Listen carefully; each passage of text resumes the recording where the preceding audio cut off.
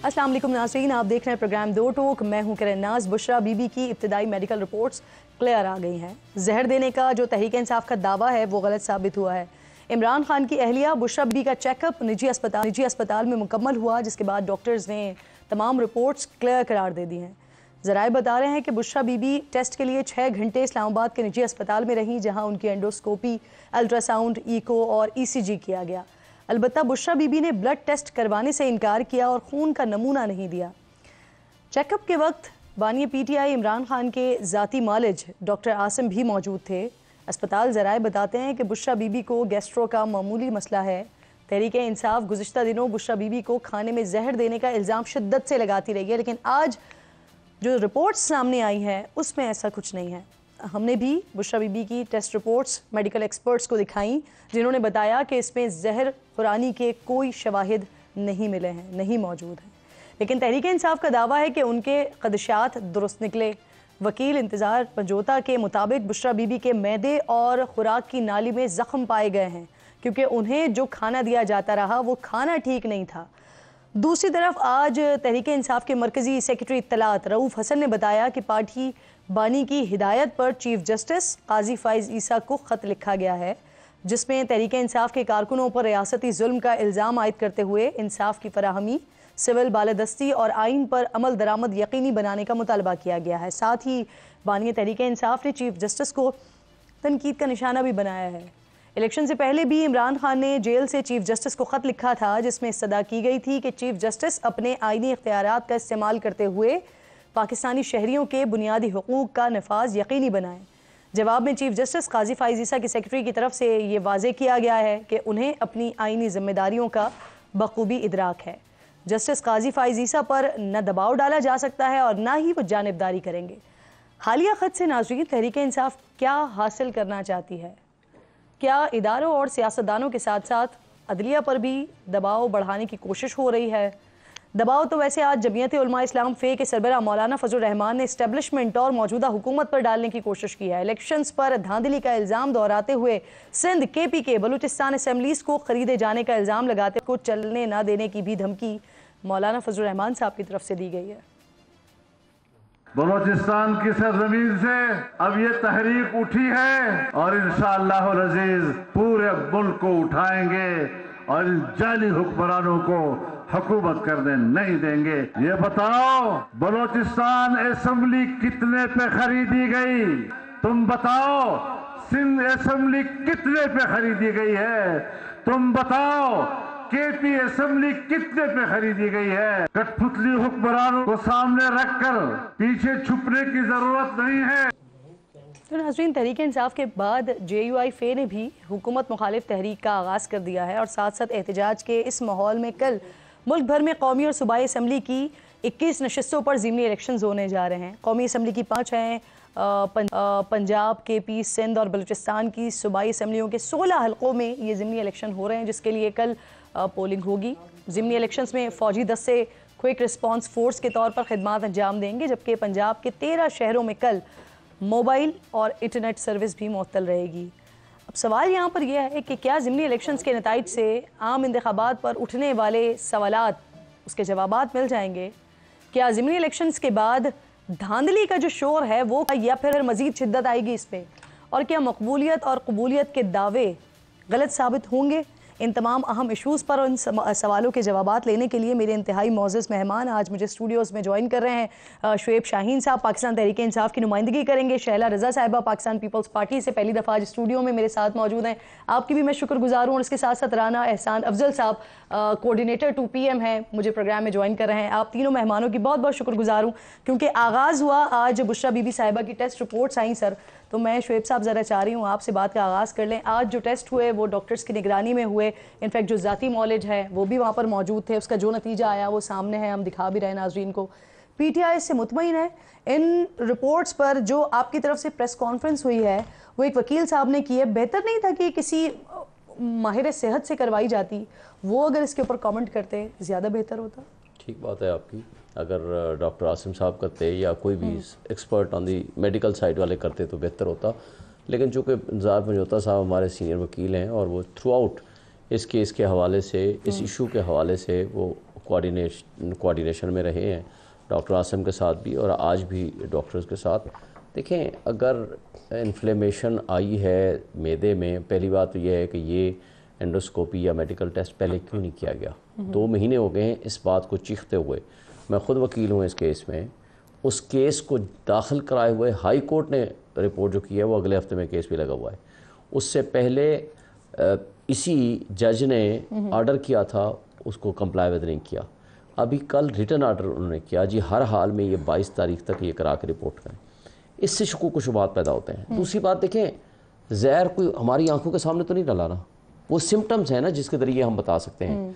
और वो सिम्टम्स ये हैं बीबी को कि जो इतने अरसे से उनको एक मैटर चल रहा है कि जो कभी सारी ज़िंदगी नहीं हुआ, ज़ारे खुराक में ऐसी चीज़ डाली गई जो कि जहर से मुताबिकत रखती है, उसका कोई भी नाम दे दें। रिपोर्ट्स जो आई इसमें तो ऐसा कुछ भी नहीं आया ना। रिपोर्ट्स ने ये बताया है ना कि उसमें प्रॉब्लम है। उसके बारे में इसलिए प्रेस कॉन्फ्रेंस हुई है। वो डॉक्टर आसिम साहब हमारे इसलिए थे कि उनको बेहतर होता कि मेडिकल एक्सपर्ट उस पर बात करता। मगर बात यह है कि हमारे शकूक व शुबात तो साबित हो गए ना कि आपने वक्त पे नहीं करने दिया, आपने वो टाइम लैप्स करने के बाद आपने कराया। तीसरी बात है कि शुक्र अल्लाह का कि ज़िंदगी उनकी बच गई। अगर आपने उसकी मिकदार ज़्यादा हो जाए, खुदा न खास्ता, देखे ना, अगर उसकी मिकदार ज़्यादा हो जाए, वो जहर दिया जाता रहा लेकिन फिर वो एक टाइम 2 महीने के अंदर अंदर वो खुद ही जो है वो डाइल्यूट हो गया और फिर उसके बाद कुछ रिपोर्ट्स आ गई जो सही है। एक पहली बात है कि रिपोर्ट अभी तक ठीक नहीं है। अच्छा, अभी तक वो ठीक नहीं है। वो सिम्टम्स आज भी मौजूद है। नहीं, रिपोर्ट तो ठीक है लेकिन उसके जो एक उसका जो आप ओपिनियन ड्रा कर रही है ना वो दुरुस्त नहीं है कि जी बिल्कुल कुछ भी नहीं है। प्रॉब्लम तो है ना अभी भी। वो प्रॉब्लम किस वजह से पैदा हुआ है जो सारी ज़िंदगी एक शख्स को नहीं मसला बना।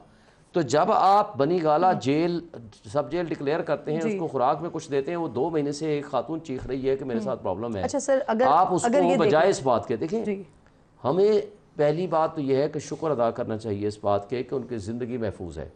दूसरी बात यह है कि उनको इशू जो था 2 महीने पहले था कि ये इमीडिएटली क्यों नहीं रिजॉल्व हुआ। 2 महीने बाद आकर के जिंदगी दे, 2 महीने बाद आकर जो अगर तफसीली रिपोर्ट आती है, अभी हमारे सामने जो एक रिपोर्ट आई है डॉक्टर्स की, उसमें एक स्टमक में एक प्रॉब्लम नजर आ रहा है लेकिन वो उसके बारे में भी क्लैरिटी है। लेकिन अगर तफसीली गैस्ट्रो का इशू है उसका, अगर तफसीली रिपोर्ट आती है और उसमें भी ये वाजे हो जाता है कि जहर नहीं दिया गया, तो आप समेत आपकी पूरी पार्टी, इमरान खान साहब माफी मांगेंगे इस पर? किससे माफी मांगेंगे? जो जहर देने का आप लोग दावा करते रहे, जिन पर इल्जाम लगाते रहे उनसे। देखें आप एक अजीब चीज को आप दूसरी तरफ लेके जा रही हैं। नहीं, मैं तो सुन लेना, मैं सुन लेना। मेरी तबीयत खराब हो जाती है अचानक बैठे हुए यहाँ, मुझे कुछ पानी या कुछ खाने को कुछ दिया गया, सुन लेना। जहर देना और तबीयत खराब होना ये 2 अलग अलग मसाइल हैं सर। आप इससे आगे चलें। मैं आपको एक बात बता दूं कि एक शख्स को शक पैदा हुआ कि मेरी खुराक के अंदर कोई ऐसी चीज दी गई जो जहर से मुताबिकत रखती है या जहर है, ठीक है, जिससे उसकी तबीयत इस तरह खराब रही है जो 2 महीने तक आपने उसका टेस्ट नहीं होने दिया। आप तो मुझे एक तौर पर कह रहे हैं ना, वो टॉयलेट क्लीनर वो दिया गया है उनको। हाँ, तो दिया गया तो ये इस अंजाम को पहुंची है। मुझे बता दें कि एक शख्स को 50 साल तक जिंदगी में कभी कोई इशू नहीं है। आप जब आपके सब जेल में जाता है उसको इशू है, 2 महीने तक आप टेस्ट नहीं होने देते। जब वो डिल्यूट हो जाता है या चीजें उसका इफेक्ट खत्म होने लगता है उसके बाद आप लेके जाते हैं। इसका मतलब ये हुआ, उसका मतलब ये हुआ, इसका मतलब ये हुआ कि आपकी बदनीयती थी। आप स्टेट लेवल पे आप इल्जाम लगा रहे हैं। ये इंतहाई संजीदा नौयत की बात है। किसी खाने के अंदर एक टॉयलेट क्लीनर, एक हार्पिक मिला के दे दिया जाए, कैसे पता चलेगा कि इसके अंदर उसके कतरे डाले हुए? देखें, उनको जिस चीज का को शुबात थे जिसके नतीजे में उनकी तबीयत इतनी खराब रही, क्यों नहीं 2 महीने पहले ये काम कराया गया? मेडिकल रिपोर्ट बता सकती है ना। आप कैसे बता रहे हैं कि उसके अंदर 2-3 कतरे इस चीज के डाले गए? मैं तो यही बता रहा हूँ आपको कि जब उसकी तबीयत इस कदर खराब होती है, वो कहती है कि मेरा टेस्ट कराओ, हम अदालतों में भागते हैं और अदालतों के हुक्म को आप नहीं मानते। की बात पूछ रही हूँ मैं ये कह रहा हूँ, उसको शक है ना, उसको शक है। देखिए, किसी शख्स को उसकी कैफियत के बारे में वो शख्स खुद ही बता सकता है या मैं और आप बता सकते हैं। जब वो इस बात की शिकायत कर रही है फॉर द लास्ट 2 मंथ्स, आपने क्यों उसको डिले किया? आप तो अगले दिन, दूसरे दिन, तीसरे दिन जाकर के उसका आप चेकअप कराएं मेडिकली, क्यों नहीं कराते हैं? अगर आपकी नीयत दुरुस्त है, अगर आपकी नीयत खराब है, अगर आपकी बेईमानी है, अगर आप इसमें बदनीयती रखते हैं तो आप उसको डिले करेंगे। नहीं, रिपोर्ट्स अभी इसलिए ठीक नहीं आई है क्योंकि देर से हुआ है। असल बात यही है, लेकिन उसके बावजूद भी उसमें सिम्टम्स हैं। और ये बात डॉक्टर आसिम ब्लड टेस्ट क्यों नहीं कराया? जो गए थे टेस्ट करवाने, अभी ब्लड टेस्ट क्यों नहीं कराया उन्होंने? तो सर ब्लड टेस्ट जी चलें चलें ठीक है। क्यों नहीं होगी? वो तो डॉक्टर साहब जब बात करेंगे तो वो अपनी लेकिन उससे पहले भी जब उन्होंने भी यही कहा था कि इस तरह के कोई मसाइल नहीं मिले, यही डॉक्टर आसिम थे। ब्लड टेस्ट क्यों नहीं करवाएंगे तो बता दें। टेस्ट हुए थे, ये एंडोस्कोपी हुई थी। चलें ब्लड टेस्ट क्यों नहीं खुदा का करवाएंगे? खौफ करें। मैं डॉक्टर तो थोड़ा हूँ, मैं तो नहीं हूँ ना सर। मैं आपसे पूछ रही हूँ, आप नुमाइंदगी कर रहे हो जमात की, देखिए इसलिए मैं मैं आपसे एक बात सवाल कर रहा हूँ कि टेस्ट उन्होंने इसलिए नहीं कराया होगा कि इनके ऊपर मजीद शक होगा कि खुदा ना खास्ता कि फिर कोई इंजेक्शन में कोई ऐसी चीज़ ना लगा दें, कोई ऐसी चीज़ ना दे दें जिसकी बुनियाद पर आप कोई भी प्रॉब्लम क्रिएट हो जाए उनके लिए। इनके ऊपर अगर ट्रस्ट होता तो शायद वो सब कुछ कर लेते। ख्याल से पीटीआई वालों को मिलने से रोकना चाहिए। ट्रस्ट करके पहले ही वो तबीयत खराब हो चुकी है उनकी, आप जिंदगी के साथ खेल रहे हैं जी, आप जिंदगियों के साथ खेल रहे हैं। और एक शख्स की जिंदगी के साथ आपने 2 महीने खेला, खुदा ना खास्ता उसको कुछ हो जाता, आपने 2 महीने बाद आके टेस्ट जरूर कराना था। राणा साहब आप कोई इंजेक्शन लगवा देते, इस वजह से ब्लड टेस्ट नहीं करवाया गया जो आप बात कर रहे हैं। देखिए मेरे ख्याल से सबसे पहले तो ये जो जहर का जो ड्रामा ये करते हैं हर थोड़े अरसे के बाद, सबसे पहले तो पीटीआई के वर्कर्स को मिलने से रोक देना चाहिए, क्योंकि इनका कोई लगती है कि ये करना ही ये चाहते हैं कि किसी तरीके से जहर या खान साहब को मिल जाए या बुशरा बीबी को मिल जाए ताकि ये उसके ऊपर सियासत कर सके। तो मुझे तो खतरा इस चीज से लगता है कि इनके वर्कर्स जो हैं या इनके लॉयर जो हैं ये चाहते हैं कि ऐसा कुछ राणा साहब ऐसी बात ना करें। नहीं आप गलत बात, शाहीन साहब आप गलत बात कर रहे हैं। आपके झूठ और आपके प्रोपेगेंडा का भांडा फूट गया है। सुन लें, आप सुन लें, आप सुन लें, आप झूठ बोल रहे हैं, आप झूठ बोल रहे हैं, आपका भांडा आप सुन लेना, आपकी बारी में मैंने नहीं बोला। आप सुने, बात सुने आप शाहीन साहब, आपका भांडा आपके झूठ का प्रोपेगेंडा फट चुका है। मेडिकल रिपोर्ट ने आपके झूठ के ऊपर तमाचा मारा है, आपका झूठा प्रोपेगेंडा एक्सपोज हो चुका है। आप झूठ बोल रहे हैं। आपका जो झूठा प्रोपेगेंडा था, जो डील करने भाजपा के साथ आप यहां से भागते थे, आप बात करें, आप बात सुने, आप अपनी बारी में बोलिएगा। आपका झूठ हो चुका है। देखिए इनको चुप कराएं। जहाज में बैठे उस वक्त आपको झूठ और प्रोपेगेंडा नहीं, ये क्या बात हुई? देखिए एक मिनट, इन मेडिकल रिपोर्ट ने इनके झूठ के ऊपर तमाचा मारा है, इनको एक्सपोज कर दिया है। ये झूठ बोलते हैं, इनकी हिस्ट्री है झूठ बोलने की। से आप निकाल लें कि मुझे ये कत्ल करना चाहते हैं, मैंने वीडियो रिकॉर्ड कर ली, झूठ। मुझे गोलियां लगी उस दिन, पंजाब हुकूमत इनकी अपनी थी, ये वहां से मेडिकल टेस्ट के। शहबाज गिल के साथ जिनसी ज्यादती, झूठ। वो जो स्वाति साहब है नंगा करके मारा, पता नहीं क्या कुछ, कोई मेडिकल रिपोर्ट में उसके शवाहिद नहीं आए। इनको अवाम को के जज्बात के साथ खेलने के अलावा कुछ नहीं आता। ये झूठ के ऊपर झूठ बोली जाते हैं, ये इनका एक्सपोज हुआ है, इनका जो चेहरा है वो एक्सपोज हुआ है।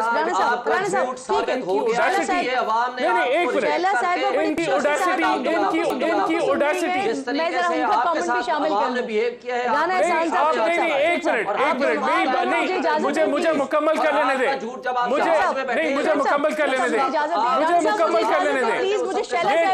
शामिल करने दे। कुछ समझ नहीं आ रहा है, कुछ समझ नहीं आ रहा है। मैं आप दोनों ये समझ इसलिए नहीं आ रहा है कि अपनी बारी में नहीं बोल सकते, क्योंकि ये इनका झूठ एक्सपोज हो गया।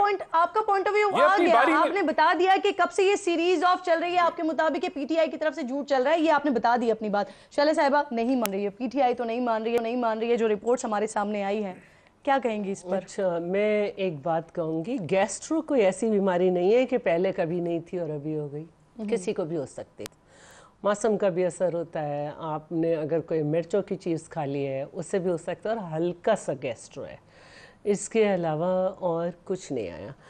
और मुझे भी पहले कभी नहीं होता था, लेकिन अब मैं थोड़ी सी भी ज़रा सी जो एक गिवन अमाउंट है उससे जो मुझे सूट करता है उससे ज़्यादा मिर्चें खा लूँ, कोई चटपटी चीज़ खा लूँ, मेरी बड़ी तबीयत ख़राब होती है। वक्त के साथ इंसान की बॉडी में तब्दीली आती है, वो भी अराउंड 60 या मोर 60 प्लस तो हैं ही, तो इंसान का मैदा वक्त के साथ कमज़ोर हो जाता है या किसी वजह से टेंशन में एक मुश्किल वक्त है उन पर, वो भी अंदर है। लेकिन हार्पिक या ये जो सैनिटरी क्लीनर्स होते हैं, ये ऐसे नहीं होते कि हम इस एज में उनके हमें कतरे दिए जाएं तो हम बर्दाश्त कर जाएं। उससे रात आपके दाखिल होना पड़ेगा अगर 3 कतरे जिनकी मैं सुन रही हूँ।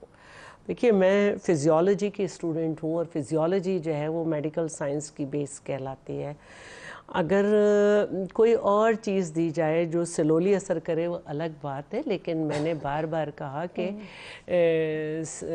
टॉयलेट क्लीनर वगैरह ये आप अगर देखें कि हम सब मतलब मैं एक घरेलू खातून भी हूँ और आपके यहाँ क्लीनर जो काम करने आता है स्वीपर वो एक दफ़ा वॉशरूम साफ़ करके जाता है, लेकिन मैं ख़ुद मोस्ट ऑफ द टाइम मैं डाल देती हूँ हार्पिक और विद इन 2 मिनट्स में आके उसको फिर क्लीन करती हूँ।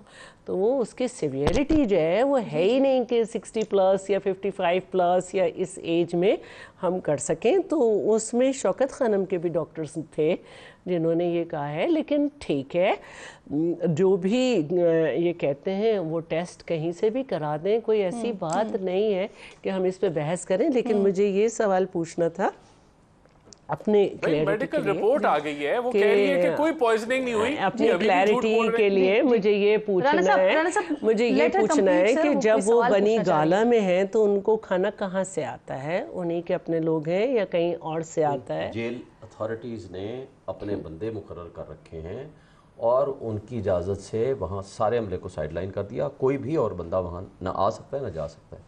उनका एक फीमेल एक मेल आता है। ठीक है, लेकिन मैं ये समझती हूँ कि आजकल मेडिकल टेस्ट इतने सिवियर होते हैं, वो इतने हैं कि बता देते हैं कि डाइजेस्टिव सिस्टम जो है इस पे कोई ऐसी चीज़ दी गई है कि उसकी वॉल्स जो है जो कुछ हैं वो किल हो गई हैं या डैमेज हो गई हैं या थिन हो गए हैं। तो मैं नहीं समझती, लेकिन अगर एक जाहिर है असीर है, अगर वो इस तरह की सोच रख रही हैं तो जहाँ से वो कह रही है वहाँ से उनका करा देना चाहिए, वक्त पे हो जाना चाहिए और वक्त पे हो जाना चाहिए। लेकिन पेट की दवा, पेट की जो भी चीजें हैं वो आपके सिस्टम पे बहुत गहरा असर डालती हैं।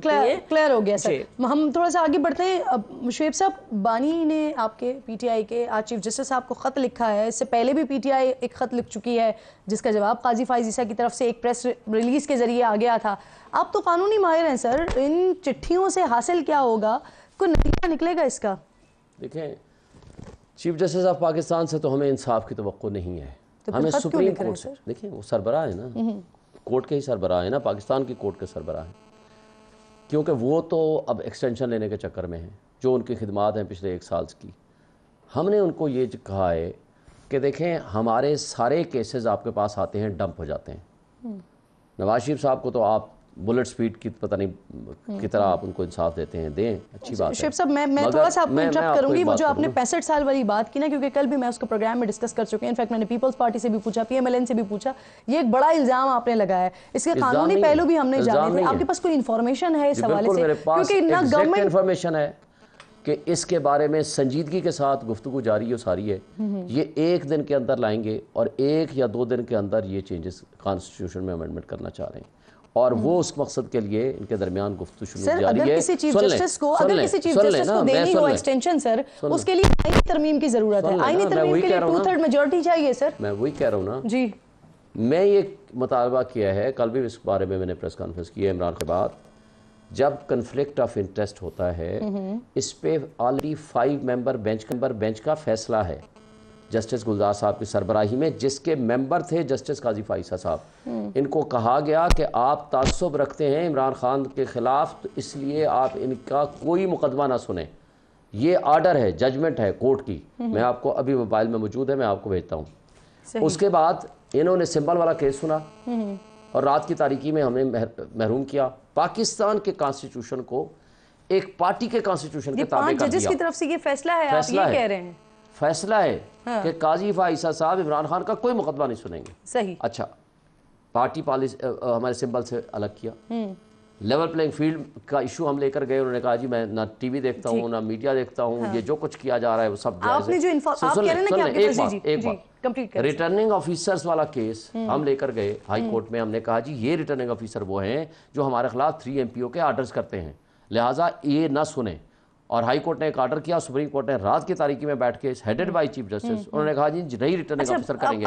फिर उसके बाद सुन ले एक बात सर, जिस रेफरेंस की मुझे क्लियर तो करने देना, जिस रेफरेंस की आप बात कर रहे हैं, जिस फैसले की आप बात कर रहे हैं, उस फैसले पर तो आप लोग खुद शर्मिंदा हैं। और ये उस वक्त की बात है जब आपने रेफरेंस भेजा था काजी फाइज ईसा के हवाले से, उस पर तो आप लोग खुद शर्मिंदा है।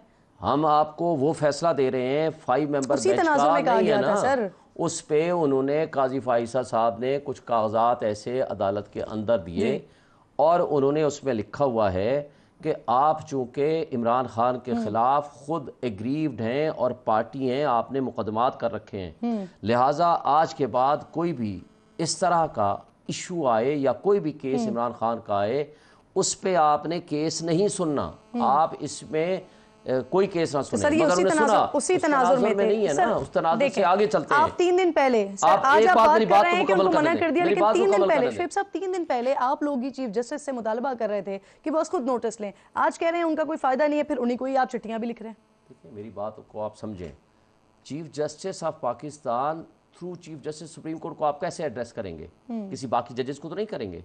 सुप्रीम कोर्ट के पास जब आप कोई चिट्ठी लिखेंगे, दरख्वास्त करेंगे, 184(3) की रिक्वेस्ट करेंगे, तो फिर उसके साथ एक कमेटी बनती है प्रैक्टिस एंड प्रोसीजर एक्ट के तहत, जिसमें जो 2 सीनियर मोस्ट जजेस हैं वो चीफ जस्टिस के साथ बैठते हैं, वो बेंच कॉन्स्टिट्यूट होता है। जब बेंच कॉन्स्टिट्यूट हो जाएगा उसमें चीफ जस्टिस साहब ना बैठे, बाकी सुप्रीम कोर्ट के किसी मुअज़्ज़ज़ जज के पास या जो बेंच है उसके पास लगाएं और केस का फैसला कराएं, क्योंकि हम सुप्रीम कोर्ट ऑफ पाकिस्तान के पास इंसाफ लेने जाएंगे ना, हम कोई इंडिया के सुप्रीम कोर्ट में तो नहीं जा रहे। ठीक, आपका जवाब आ गया। राणा साहब मुझे बताएं, जो शोएब साहब बात कर रहे हैं कि उनके पास इंफॉर्मेशन मौजूद है एक्सटेंशन की चीफ जस्टिस के हवाले से, किसी भी सतह पर हुकूमत के लोगों के दरमियान ये बात हो रही है क्या? नहीं, देखें जिस तरह इनके पास इंफॉर्मेशन मौजूद है कि जो रजीम चेंज साजिश में सऊदी अरेबिया ने साथ दिया, जिस तरह इनके पास इंफॉर्मेशन मौजूद थी कि साइफर जो है वो एक साजिश थी और जिस तरह से उन्होंने इस पे प्रोपोगेंडा किया, उसी तरह इनके पास जो 35 पंक्चर की इनके पास इंफॉर्मेशन मौजूद थी, जो और दीगर जो मीर जाफर मीर सादिक की इंफॉर्मेशन मौजूद थी, उसी तरह इनके पास इंफॉर्मेशन मौजूद है कि चीफ जस्टिस साहब जो है वो एक्सटेंशन नहीं, आप बात सिर्फ इनकार कर रहे हैं कि नहीं है, बस खत्म जा रही है। नहीं, अब आप पहले अपनी बारी में बात करें, लेट मी स्पीक। हाँ देखिए, तो इनके पास ये लड़े नहीं, मैं आपसे ज्यादा ऊंची आवाज में बात कर सकता हूं, आप अपनी बारी में बात कीजिएगा, आप अपनी बारी में बात कीजिएगा, आप हाँ करें या आप अपनी बारी में बात कीजिएगा। अच्छा चलें ठीक है, मैं सवाल कर रही हूं, आप अपनी बारी में बात करना सीख ले भाई, मैंने आपकी बात ही सुनी। अरे अभी मैं बात कर रही हूँ, वो खामोश है, मैं पूछ रही हूँ आपसे। शोएब साहब प्लीज मुझे बता दें सर, तस्दीक करें या तस्दीक करें? इनका देखें, ये इनका प्रोपोगेंडा है, ये इनका प्रोपोगेंडा है, तो मैं बिल्कुल तरदीद कर रहा हूं। देखें बात ये है कि इनको वो सुप्रीम कोर्ट अच्छा लगता था जिसमें फर्द वाहिद जो है वो सुओ मोटो लेता था, जिसमें फर्द वाहिद जो है अपनी मर्जी के बेंच बनाता था। ये तो मुखालिफ थे प्रैक्टिस एंड प्रोसीजर एक्ट के। इनको तो वो एक्ट ही नहीं पसंद था कि जिसके तहत सुप्रीम कोर्ट में कोई थोड़ी बहुत जमहूरियत आई, जिसमें सुप्रीम कोर्ट में थोड़ी बहुत ट्रांसपेरेंसी आई। इनको जहां 3 मेंबर की कमेटी बनती है अब कि वो डिसाइड करती है कि चीफ जस्टिस के एक्सटेंशन के हवाले से सोच रहे हैं, नहीं सोच रहे? नहीं, मैं आपको कह रहा हूं कि ये प्रोपेगेंडा है। इसका क्या मतलब है? इसका मतलब है कि ये प्रोपेगेंडा है, ये झूठ है, इसमें हकीकत नहीं है। और मैं इसको किस तरीके से वाजे करूं, लेकिन मैं आपको ये बता रहा हूं, बिल्कुल ठीक है, बात ही फिर खत्म हो गई। अगर आप कह रहे हैं कि ये प्रोपेगेंडा है तो बिल्कुल ठीक। सर मुझे ब्रेक लेना है, वापस आती हूँ तो शैला साहब शामिल करती हूँ। ब्रेक लीजिए, ब्रेक के बाद वापस आ रहे हैं।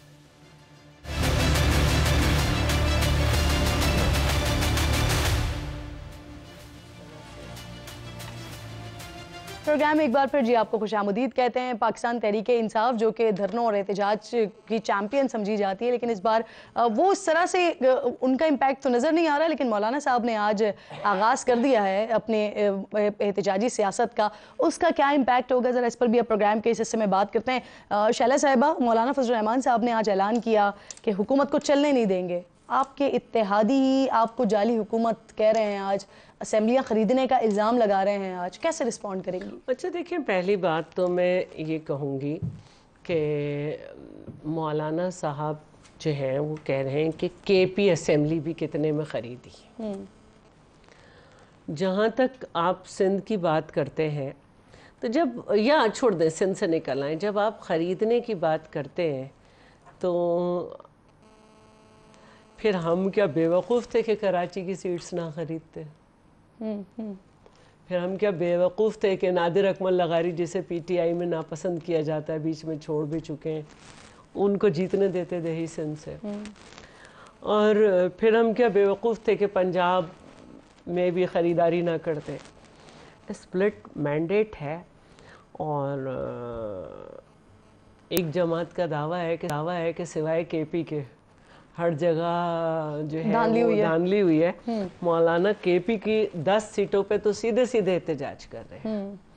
तो देखिए, मैं ये समझती हूँ कि इलेक्शन कमीशन का जो ट्रिब्यूनल है इसका काम फास्ट होना चाहिए, क्योंकि हमारे पास मिसाल है हमारे गिलगित के गांचे की जो सीट है इंजीनियर इस्माइल की, कि अभी जो जीबी के इलेक्शन हुए थे उससे 6 महीने पहले ये कहा गया कि आप हैं जीते हुए, 4.5 साल वो हारे रहे। तो अगर ये ट्रिब्यूनल जो है 3 से 4 महीने के अंदर जल्दी जल्दी काम कर लें तो एक बहुत बेहतर बात हो सकती है। और क्योंकि अब जाना सारा इधर ही है, और बदकिस्मती ये है कि 2018 में भी मौलाना साहब जो थे वो आने को तैयार नहीं थे असेंबली में, पाकिस्तान पीपल्स पार्टी ने मनाया था जी।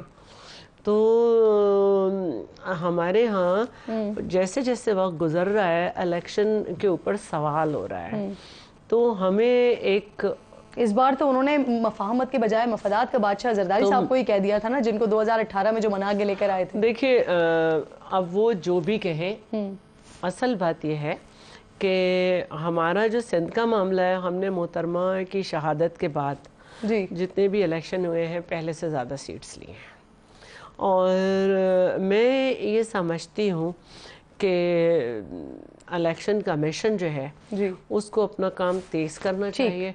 और मैं ये कहती हूँ कि आप सारी जमातें मौजूद हैं पार्लियामेंट में। अभी कल एक खातून ने JUI की ओथ भी लिया है। वही वाली आपकी बात जो जरदारी साहब ने आप बाहर अपना एहतजाज रखें, अंदर आ जाएं, जुडिशल रिफॉर्म्स, इलेक्टोरल रिफॉर्म्स पे काम है। अगेन मफाहमत वाली बात वही जो जरदारी साहब ने बात की, बिल्कुल आईन और कानून के दायरे में अपने एहतजाज को जारी रखें, ठीक, लेकिन अंदर जहां से काम होना है काम होने दें। वहाँ टेबल पे अगर सुन्नी इत्तेहाद काउंसिल के हेड कहूँ, क्या कहूँ, इमरान खान साहब को उनको अगर रिहाई मिलनी है, और अल्लाह करे सबको रिहाई मिले, तो वो अदालतों से मिलनी है। बिल्कुल ठीक, बिल्कुल ठीक। इलेक्शन कमीशन का जो काम है वो वहां से होना है। तो आप असेंबली आ रहे हैं, वहाँ के हर प्रोसेस में आप पार्टिसिपेट कर रहे हैं, तो जो आपको जिस काम के लिए भेजा गया है वहाँ पे वो भी बिल्कुल ठीक, बिल्कुल ठीक। राना साहब, आप समझते हैं मौलाना फजलुर रहमान साहब कह रहे हैं हुकूमत चलने नहीं देंगे, हुकूमत के लिए थ्रेट है, क्योंकि उनकी जो स्ट्रेंथ है उसको आपने भी इस्तेमाल किया है अदम एतमाद के वक्त। आप लोग ज़्यादा बेहतर तरीके से जान सकते हैं, समझ सकते हैं इस चीज़ को। ये देखें, मौलाना साहब का सबसे बड़ी जो उनकी कंप्लेंट है वो KPK में है। जो उनको लगता था उनको मैंडेट वहाँ से अवाम ने दिया, या इलेक्शन के बाद जो नतीजे वो एक्सपेक्ट कर रहे थे, वो KPK में उनको सबसे बड़ा सेटबैक हुआ है। तो मेरे ख्याल से ये तहरीक अगर उन्होंने चलानी है तो KPK में चलाएं। और दूसरा ये देखें, पहले भी तहरीकें चली हैं, लेकिन उससे वो जाली आपको कह रहे हैं ना, वो स्पेसिफाई नहीं कर रहे हैं कि KPK की हुकूमत जाली है। नहीं, उन्होंने KP का भी नाम नहीं, देखें वो तीनों की बात करें ना, KP की बात करें, बलूचिस्तान की बात करें, सिंध की बात करें, पूरे पाकिस्तान की बात करें। देखें बहरहाल अगर वो जाली हैं तो उसका हल क्या है? उसका हल तो जो है वो आईनी तौर पे आज़ाद अदारों के पास ही है, इलेक्शन ट्रिब्यूनल और अदालतें। उनका हल सड़कों पे तो नहीं है। और देखें, हम भी समझते थे 2018 का इलेक्शन जो है उस पर हमें बड़े सीरियस कंसर्न्स थे, तो हमने भी इन्हीं 2 रस्तों का जो है इख्तियार किया। हमने अगर हुकूमत गिराई PTI की तो वो आईनी तौर पे जो एक नो कॉन्फिडेंस मोशन थी उसको अख्तियार किया। तो अगर आज भी ये समझते हैं मौलाना लॉन्ग मार्च का ऐलान करते हैं राना साहब, ओपन है, तो क्या करेंगे? आने देंगे या उनका रास्ता रोकेंगे? देखें, अगर तो आप वो फैज़ाबाद धरने की रिपोर्ट को मनोमन माने तो वो तो कहती है कि रोक देना चाहिए। इसके ऊपर तो तब फैसला होगा ना जब वो वक्त करीब आएगा। बहरहाल ये मैं समझता हूँ कि अभी मौलाना साहब से ज़रूर हम इंगेज करेंगे और जो सूबाई हुकूमतें हैं जहाँ वो कह रहे हैं, जिनका जिक्र कर रहे हैं, उनको भी चाहिए मौलाना साहब से एंगेज करें। बहरहाल जो सोल्यूशन है, सोल्यूशन सड़कों से नहीं निकलेगा, सोल्यूशन निकलेगा तो पार्लियामेंट से निकलेगा, सोल्यूशन निकलेगा तो इलेक्शन ट्रिब्यूनल से निकलेगा और अदालतों से निकलेगा। बाकी सिर्फ मुल्क के अंदर सियासी अदम इस्तेकाम फैलाने की कैंपेन है, जिसके लिए मुल्क अभी जो है वो मेरे ख्याल से उसमें उसकी जरूरत मुतामिल उसका नहीं हो सकता। बिल्कुल ठीक है शुएब साहब, आप लोगों की तरफ से जी बिल्कुल ठीक। राना साहब आपका कमेंट इस पर बिल्कुल बड़ा वजाहत के साथ आया। सर मौलाना फजल रहमान साहब और आप लोग मिलकर चलने की बातें हो रही थी, लेकिन समहाउ वो मामला हो नहीं सका। आज बड़ा ज़बरदस्त पावर शो हुआ है उनका। आप नहीं समझते कि अगर ये मिलकर चल रहे होते तो आप लोग ज़्यादा बेहतर तरीके से हुकूमत को टफ टाइम दे सकते थे? देखिए, आपके सवाल का जवाब देने से पहले मैं राना साहब की बात को सेटिस्फाई होना चाहता हूँ कि जो उन्होंने कहा है ना कि ऐसी कोई तजवीज़ नहीं है कि कोई उनको चीफ जस्टिस को एक्सटेंशन नहीं मिल रही। आप इसको रिकॉर्ड का हिस्सा बना लें कि अगर इसके बरक्स कभी कोई बात हुई तो ताकि ये रिकॉर्ड पे जी आ गया है। बस इसको वाज़ेह कर दूँ, मैं मुतमईन हो गया हूँ आज, चूँकि गवर्नमेंट ऑफिशियल के तौर पर उन्होंने ये स्टेटमेंट दी। अब दूसरी बात जो आपने कही है, दुरुस्त होता कि जॉइंटली होती। हमने तो ऑफर किया उनको। अब 6 जमाती इत्तेहाद भी हमने इसलिए बना लिया है। अब हमारा तो जलसे और प्रोग्राम और लॉन्ग मार्च और ये सारा सिलसिला शुरू हो जाएगा। देखें, इलेक्शंस होते हैं सियासी इस्तेहकाम के लिए। ये वाहिद इलेक्शन है। ये कह रहे हैं जी 2018 में भी एतराज़ था, ज़रूर होगा, मगर मुझे बताएं कितने लोग थे जो फॉर्म 45 लेके घूम रहे थे? ये मेरी कॉन्स्टिट्यूंसी है जहां आप बैठी हुई हैं। 1,05,000 मैंने वोट लिया है। कोई एक पोलिंग स्टेशन, आपके सारे रिपोर्टर्स मौजूद थे, आपके इंटरनेशनल जो थे मीडिया के लोग भी मेरे साथ मौजूद थे सारा दिन रात तक। सारा रिजल्ट मेरे पास आज भी फॉर्म 45 मौजूद है। मुस्तफ़ा नवाज खोकर यहाँ ऑफिशियली मेरे मुकाबले में था, वो डिक्लेयर कर चुका है, जमात इस्लामी कर चुकी है, TLP कर चुकी है, वही फॉर्म 45 में जो मेरे में हैं जो उनके हैं। जिसने 50,000 वोट भी नहीं लिया, यानी आधे वोट भी नहीं लिए, उसको रात की तारीकी में तब्दील कर दिया गया। यही तीनों इस हल्के हमारे इस्लामाबाद के, यही पंजाब का, यही इवन आखिरी रिमोट एरिया डेरा गाजी खान डिस्ट्रिक्ट के सारी सीटें हम जीते हैं। देखें, बात ये नहीं होती। अगर आपने 70 अरब रुपया मुहिम नहीं चलाई, क्यों? किस पे? ज़िमनी इलेक्शन के लिए क्यों नहीं चलाई? कल सारा दिन हमारे सारे लोग मौजूद थे, हर हल्के में थे। मैं खुद चला के आया हूँ डेरा गाजी खान में, बाकी हमारे लोग कल थे, लाहौर में थे, कसूर में थे, हर जगह पे हमारे लोग मौजूद थे। कल बड़े बड़े जलसे हुए। देखें, बात यह है, हमें जनरल सीट पे, मैं अपनी बात कर रहा हूँ, मेरे पोलिंग एजेंट गिरफ्तार हुए रात को, मेरे समेत सब लोगों के खिलाफ FIR कटी। रात को तारीकी में लोगों के घरों में छापे मारे जाते थे। हमें इलेक्शन का कोई प्रोग्राम, जलसा तो दूर की बात है, हमें कॉर्नर मीटिंग के लिए आके पुलिस खड़ी हो जाती थी। मैंने हाई कोर्ट से 4 ऑर्डर लिए, उसके बावजूद हमें नई इलेक्शन के लड़ने दिया गया। सब कुछ के बावजूद लोग बाहर निकले, लोगों ने अवाम के नाम, इमरान खान के नाम पे लोगों ने, अवाम ने वोट डाले, लोगों ने बाहर निकल के अपना हक अदा किया। आज जिस अंदाज से ये हुकूमत चला रहे हैं, इन कठपुतलियों के जरिए आपको कमेंट आ गया। I have to close this segment. Last comment अगर शैला साहब आपको चैट करना चाह रही थी। देखिए जी, कठपुतली हुकूमतें तो वो भी थी जिसके सरबराह ने कहा कि जब कोई बिल पास करना होता था तो कॉल करते थे, फिर लोगों को बुला लें। कठपुतली तो वो भी थी जिसके लिए ज़हीरुल इस्लाम ने कहा था कि ऑप्शन के तौर पर लाए हमें, थर्ड ऑप्शन के तौर पे। रही बात फॉर्म 45 की, तो लियारी से चेयरमैन बिलावल लड़े थे, आज तक फॉर्म 45 नहीं मिले। पोलिंग एजेंट्स बाहर निकाल दिए गए थे। अब बात ये है कि मौलाना शिकायत किसकी कर रहे हैं कि किसको जिताया गया? इनको जिताया गया, क्योंकि जब ये जीते तो उनके साथ बेईमानी हुई। तो मैं यही पूछना चाहती हूँ कि जो आप जीते KP से और मौलाना को शिकायत है, तो आप सही जीते, वो ट्रांसपेरेंट था, क्योंकि आप जीत गए। इसका जवाब फैसलाबाद से आप जीत गए, सारा फैसलाबाद कर दिया। इमरान खान के कहने पे हम KP के तमाम हल्के खोलने को तैयार हैं। आए जुडिशल बिल्कुल खोलने को तैयार है, गलत बात है, लेकिन क्या मौलाना गलत कह रहे हैं? बिल्कुल नहीं, मौलाना गलत कह रहे हैं क्या? अगर किसी में हमें शिकस्त दे सकते हैं, आए, आज भी दे दें। नहीं खोलने, इलेक्शन कमीशन ने खोलने हैं। मुझे सेगमेंट क्लोज करना है। बहुत शुक्रिया शैला रज़ा साहब, शेब शाहीन साहब, आपका बहुत शुक्रिया, और एहसान अफजल साहब आपका बहुत शुक्रिया। एक छोटा सा ब्रेक लीजिए नाज़रीन, पास आते रहे।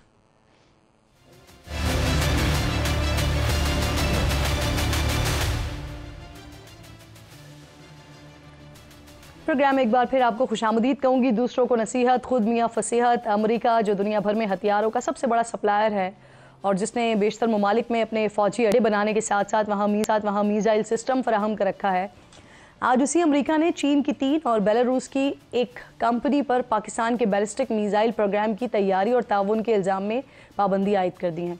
अमरीकी महकमा खारजा कहता है कि अमरीका इन 4 कंपनीज को नामजद करा है जो बड़े पैमाने पर तबाही फैलाने वाले हथियारों और उनकी तरसील में मुलव्विस रहे हैं। अमरीका तबाही फैलाने वाले हथियारों के खिलाफ कार्रवाई करता रहेगा।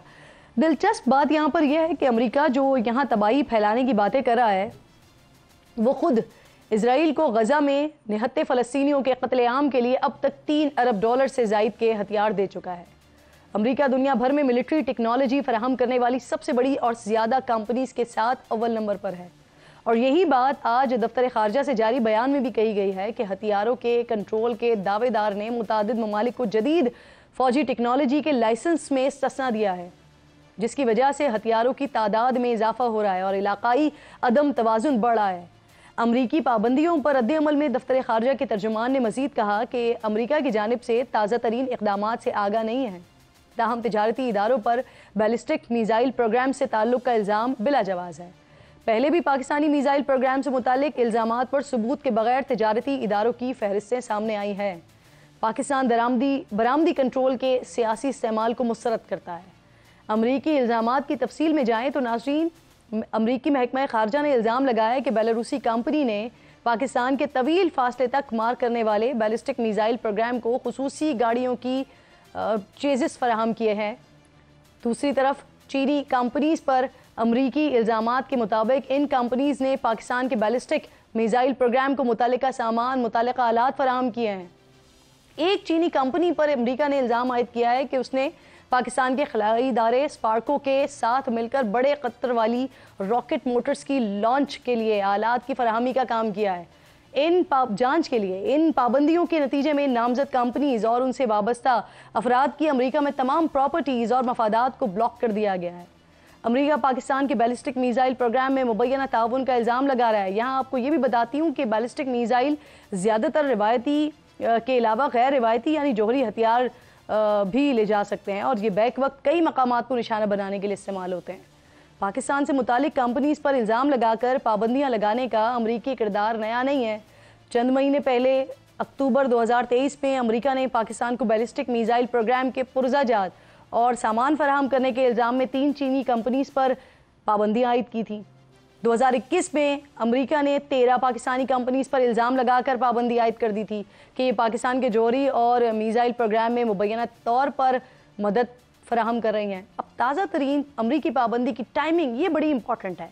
ये पाबंदियाँ ऐसे वक्त में आयद की जा रही हैं कि जब 2 रोज़ पहले ईरानी सदर पाकिस्तान के सरकारी दौरे पर आ रहे हैं और कुछ दिन पहले ही अमरीका ने पाक ईरान गैस पाइपलाइन मंसूबे पर एतराज़ात आयद करते हुए खबरदार किया था कि वो हर एक को मशवरा देते हैं कि ईरान के साथ कारोबार करने की सूरत में वो पाबंदियों के दायरे में आने का ख़तरा मोल ले सकते हैं। इन टाइमिंग्स के हवाले से ही और इन पाबंदियों के हवाले से ही बात करने के लिए प्रोग्राम में मुझे मेरे इंतहाई मौजूद मेहमान हैं अली साहब ज्वाइन करने लगे हैं, जो कि एक्सपर्ट हैं स्ट्रैटेजिक अफेयर्स के। बहुत शुक्रिया अली साहब। सबसे पहले तो ये फरमाइएगा सर, ये जो अमरीका ने पाकिस्तानी मिसाइल प्रोग्राम में के हवाले से मावनत के इल्ज़ाम में 4 गैर मुल्की कंपनीज को, चीनी कंपनीज पर पाबंदी आयद की है, 3 इसमें से चीनी है, 1 बेलारूस की कंपनी है, क्या वजह लगती है आपको? और इस वक्त अमेरिका के इस एक्शन के नताइज क्या देख रहे हैं, क्या निकलेंगे? जी, इसकी वजूहात और मकासद में दोनों, अगर आप मुझे 2 मिनट दीजिए तो मैं बयान कर देता हूँ।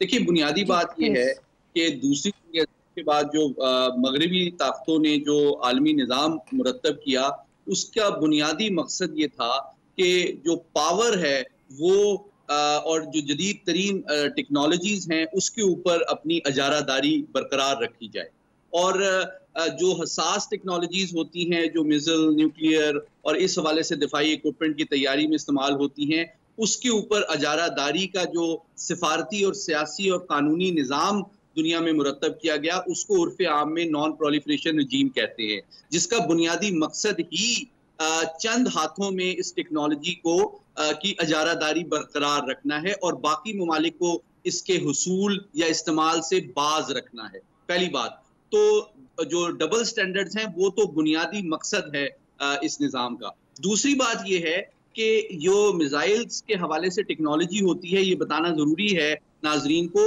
वो डुअल यूज होती है ज्यादातर उसके हिस्से। मिसाल के तौर पे जो आम फ्लाई रॉकेट होते हैं जिनको स्पेस लॉन्च व्हीकल कहा जाता है, उसकी रॉकेट मोटर, उसकी केसिंग, उसका प्रोपेलेंट और बहुत से हिस्से जो होते हैं वो किसी मिसाइल की तैयारी में भी उसी तरह इस्तेमाल हो सकते हैं। अच्छा, तीसरी बात ये है कि अभी हाल ही में हमारे मशरकी हमसाए भारत ने जो रूस के साथ ज्वाइंट प्रोडक्शन के नतीजे में ब्राह्मोस मिसाइल डेवलप किया और उसको अब वो फिलीपीन को बेच रहा है, उसने उसकी जो रेंज सरकारी तौर पे डिक्लेयर की वो मिसाइल टेक्नोलॉजी कंट्रोल रिजीम के मुताबिक थी। लेकिन जैसे ही Bharat missile technology control regime का मेंबर बना, उसने जिस रेंज का मिसाइल डेमोन्स्ट्रेट किया वो इस बात का सबूत है कि उसूली तौर पे वो उस MTCR के जो प्रिंसिपल्स हैं उसको रिस्पेक्ट नहीं करता, क्योंकि उसकी रेंज बहुत ज्यादा थी। अच्छा, तीसरी बात ये कि इवन भारत की जो ballistic missile nuclear submarine INS Arihant है,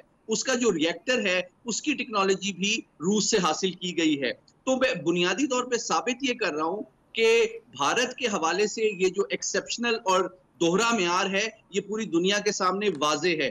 दूसरी जानिब एक बात बहुत जरूरी है कि पाकिस्तान का अल्हम्दुलिल्लाह इस तरह की जो पाबंदियां गैर मुल्की कंपनियों पे लगाई गई हैं, हमारे डिटरेंस, हमारी सलाहियत, हमारी तस्वीराती कैपेबिलिटी पे इसका कोई असर नहीं पड़ेगा। और उसकी बुनियादी वजह यह है कि हमारा मिसाइल प्रोग्राम मुकम्मल तौर पे दाखिली वसाइल से मुरतब किया गया है। और ये जो पाबंदियां चीनी और बेलारूस की कंपनियों पर लगाई गई हैं, इसका मकसद बुनियादी तौर पे अमेरिका की जानिब से चीन और रूस के जो हामी मुल्क है बेलारूस, उसके खिलाफ माशी दबाव को एक पॉलिसी के तौर पे और क्या इसका एक रीजन, अली साहब, क्या इसका एक और रीजन भी है?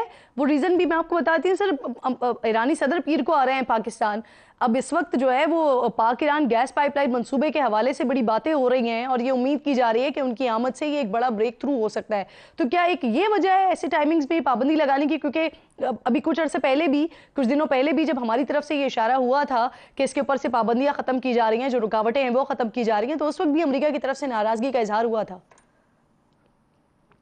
देखिए, मैं इस बात को वाजे करना चाहता हूँ कि ईरान या किसी भी और मुल्क के साथ पाकिस्तान के जो माशी और दो तरफा ताल्लुकात हैं, उसका पाकिस्तान की तस्वीराती कैपेबिलिटी, मिसाइल और न्यूक्लियर सलाहियत से कोई ताल्लुक नहीं। ये वाजे करना जरूरी है, क्योंकि पाकिस्तान नॉन प्रोलिफरेशन का उसूल है, उसको डबल स्टैंडर्ड समझने के बावजूद उसके प्रिंसिपल पे बहुत जिम्मेदारी और तसलसल के साथ कारबंद है।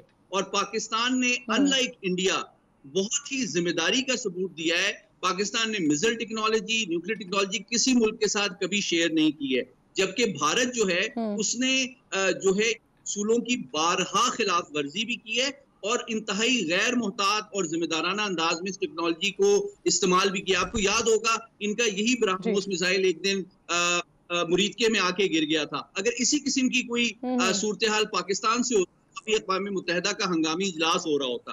तो बात दरअसल ये है कि ये डबल स्टैंडर्ड्स एक हकीकत है, लेकिन हमें अमेरिका को ये बावर कराने की जरूरत है कि अगर वो दुनिया में अमन और सलामती को बरकरार रखना चाहते हैं, जनूबी एशिया में ताकत के तवाज़ुन और को मेंटेन करना चाहते हैं, तो उनके ऊपर ये जिम्मेदारी आयद होती है कि वो लॉजिकल एक्सेस के हवाले से यानी कि फेयर अप्रोच अपनाएं, एक बैलेंस्ड अप्रोच अपनाएं। एक जानिब जो पहलू सही है, पाकिस्तान की तरफ से इस इल्जाम को मुस्तरद किया गया है सर। तर्जुमान दफ्तर खारजा वो कहती है कि पहले भी कई बार निशानदेही की जा चुकी है कि जो ये आइटम सिविल और कमर्शियल मकासद के लिए इस्तेमाल होते हैं। तो यानी सर ये अचानक मामला उठकर नहीं आ गया है, ये पहले से डिस्कस हो रहा था, डिस्कशन में था ये मामला। देखिए, ये भी एक हकीकत है। मैं बताना चाहूंगा कि पाकिस्तान आलमी इस्लाम की वाहिद एटमी ताकत है और इंतहाई जिम्मेदार ताकत है, लेकिन ये सलाहियत हमने अपने साइंसदानों की दिन रात मेहनत से हासिल की है। इस पे हम किसी दूसरे मुल्क पे डिपेंडेंट नहीं है। इन पाबंदियों का पाकिस्तान की सलाहियत पे कोई असर नहीं पड़ेगा। और सबसे इंपॉर्टेंट बात यह है कि पाकिस्तान की टेक्नोलॉजी किसी के साथ शेयर कर नहीं रहा है, तो ये इल्जाम गलत है। दूसरी बात ये जरूरी बताना है कि जो चीन के ऊपर माशी दबाव बढ़ाने की अमेरिकी पॉलिसी है, वो एक डिफरेंट मामला है। अगर किसी चीनी कंपनी के ऊपर इल्जाम लगता है या पाबंदी लगती है, तो इसका ओनस उस कंपनी के ऊपर है कि वो ये साबित करे कि ये इल्जाम गलत है, सही है, या उसका दावा करे। मैं समझता हूँ पाकिस्तानियों को इस बारे में बिल्कुल परेशान होने की जरूरत नहीं है, क्योंकि हमारी जो सलाहियत है वो एक हकीकत है। पूरी दुनिया की पाबंदियों और टेक्नोलॉजिकल ट्रायल के बावजूद अल्हम्दुलिल्लाह हमने ये सलाहियत हासिल की है, और हमारे सियासी चेंजेस गवर्नमेंट आने से इस पे कोई फर्क नहीं पड़ता है, और इंशाल्लाह ना कभी पड़ेगा। इंशाल्लाह। सर मुझे ये फरमाइए, ऐसा पहली बार तो हुआ नहीं है कि अमेरिका इस तरह की पाबंदियां लगा रहा हो? 2021 का भी मैंने आगाज में हवाला दिया, 2023 का भी आगाज में हवाला दिया, वहां पर भी कुछ कंपनीज पर इसी तरह के इल्जामात लगाकर पाबंदियां आयद की गई थी। सर ऐसे वक्त में कि जब हम क्रॉस बॉर्डर दहशतगर्दी का ऑलरेडी शिकार हो रहे हैं, तो बजाय इस मामले के ऊपर कोई एक्शन लेने के हमें ही दबाने की कोशिश की जा रही है। बहुत अहम सवाल किया। देखिए, इस वक्त हमारे जो मशरकी हमसाया है उसकी हिकमत अमली के 3 हिस्से हैं। पहली बात यह कि चूंकि वो जानता है कि पाकिस्तान एक बहुत मजबूत एटमी ताकत है, तो कन्वेंशनल कैपेबिलिटी के जरिए से पाकिस्तान पे जहरियत किसी भी नौयत की जमीन, फजा और समुंदर से उसके लिए ऑप्शन नहीं है। पहली बात। दूसरी बात, रवायती एतबार से भी रिटॉर्ट के जरिए उनको दंदान शिकन जवाब मिल चुका है। तो उनके पास 2 ऑप्शंस रह जाती हैं कि वो हाइब्रिड वॉर के जरिए से, डिसइंफॉर्मेशन कैंपेन के जरिए से फौज के खिलाफ मीडिया और सोशल मीडिया को इस्तेमाल करके अवाम के दिल में गलतफहमियां और नफरत पैदा करने की कोशिश करे, और दूसरे को बदनाम करे इस किस्म के साजिशी बयानिए के जरिए से। तो हमारे पाकिस्तानियों को इस चीज के ऊपर, इस चीज पे भरोसा होना चाहिए कि अल्हम्दुलिल्लाह हमारा जो दिफाई निज़ाम है वो बड़ा स्ट्रांग भी है, और न सिर्फ स्ट्रांग है बल्कि हमारी अपनी ये तमाम की तमाम क्रिएटिविटीज़ हैं। बहुत शुक्रिया आपका अली साहब। प्रोग्राम से वक्त खत्म हो गया है। इंशाल्लाह नाज़रीन से मुलाकात होगी कल। अपना और अपने मुल्क का खास ख्याल रखिए, और फ़लस्तीन को अपनी दुआओं में याद रखिए। अल्लाह ने के बाद।